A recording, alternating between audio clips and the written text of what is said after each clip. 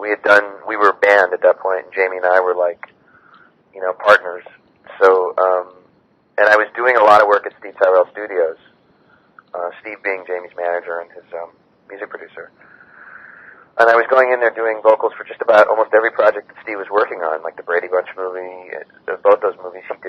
He did music supervision for those, and I, of course, would come in a lot and work for him to do vocals and sing and, sometimes play instruments. And I did, he did 2 shows called California Dreams, and what was the other one? Maybe that's it. Yeah, California Dreams, I think, was that, and I sang for one of the characters on that show. I just did his singing voice because he didn't know how to sing, I guess. So I was constantly in Steve's studio, like almost round the clock. And Steve was always working on different projects, so when it came time to do Jamie's album, I just happened to be in the studio. And even though I didn't really write anything on it, I did just about, I think, almost every backing vocal on that record, except for maybe 1 or 2 tracks. And,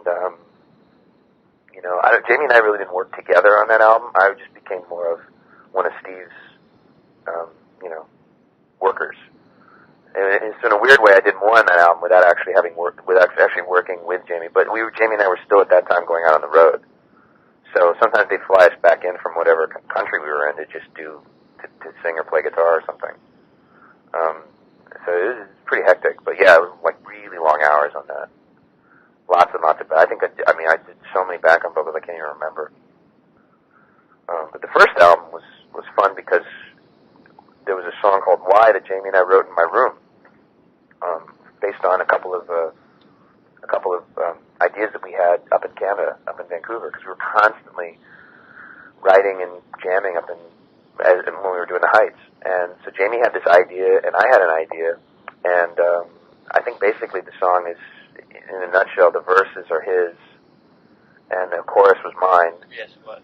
Yeah, something like that. Why and did then, you tell me I'm not the one I used to be? Yeah, and the whole thing about why, all the chords and stuff like that were mine. But he came in with the verse chords, and then I said, well, I had this part, and then we just sped it up and combined it together, and then all of a sudden we had a song. We wrote that song in about 10 minutes. It was really quick. He jotted down all the words. It was like the ideal writing situation you want. He jotted down the words in maybe 5 minutes on a piece of cardboard in my room. And we just played it over and over and over again, kept singing it to each other. And the reason I sang that little pre-chorus part is because there was nothing there. We would go to the pre-chorus part, and no one sang anything. So I started singing the first words that came to my mind, which was that. Looking back, I think I was quoting Sean Thompson's song on the Heights record, because I sang something about the man you used to be, and that's the name of his song. But that was the first thing out of my mouth, and it worked, so we just kept it. And then we both sang the chorus, and I threw it in. We 4-tracked it at my house, and when we listened back, I just remember jumping up and down in my room, all excited till there was steam all in my room because it was cold outside, and we were just jumping up and down because we were so excited because we thought it was such a great song. And we played it for Steve, and he loved it. He absolutely loved it and thought it could be, a hit. And he let us. It's the only song on his first album that he let Jamie and I do on our own. We used the drum machine track I recorded, and then I played pretty much all the instruments on it, bass guitar and the solo, and I think Jamie played a rhythm guitar on it.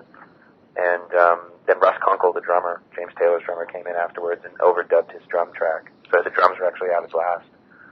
And that's why that song sounds a little different than the other songs on the record, because it's actual live instruments, and I use my amp that I keep in my storage, in my house. And we got to record it all on our own with an engineer. Steve had very little to do with that particular recording.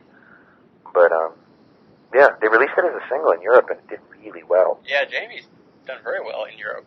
Yeah, very well. A lot of fans that he has over there. And when I look on eBay, because I try and find, pictures and whatnot for the Heights so I can get a scan of it and put it on the website. Mm-hmm. And I always do a search of Jamie, and he almost always has CDs or something being sold from somebody on eBay in Europe.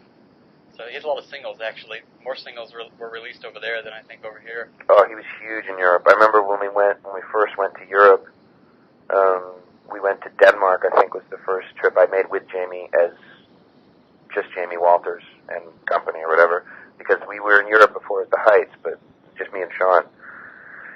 And in Denmark, his 90210 was like a phenomena. And album, his first album, was outplaced Michael Jackson's History album, which blew my mind because Michael Jackson was like, he got knocked out of the number one spot by Jamie. So when we got wind of that, Steve Tyrell said, we're going to Denmark, next week. And we went to Denmark and played a series of shows, of maybe 2 or 3 of them, and the place was just a madhouse. And there were kids that brought Heights stuff, because I thought I was just going to go along for the ride, and I was just going to help support Jamie and be my thing. But everyone kept coming up to me saying, could you sign my Heights thing, and could you sign it as Lenny? And I go, oh my God, you remember?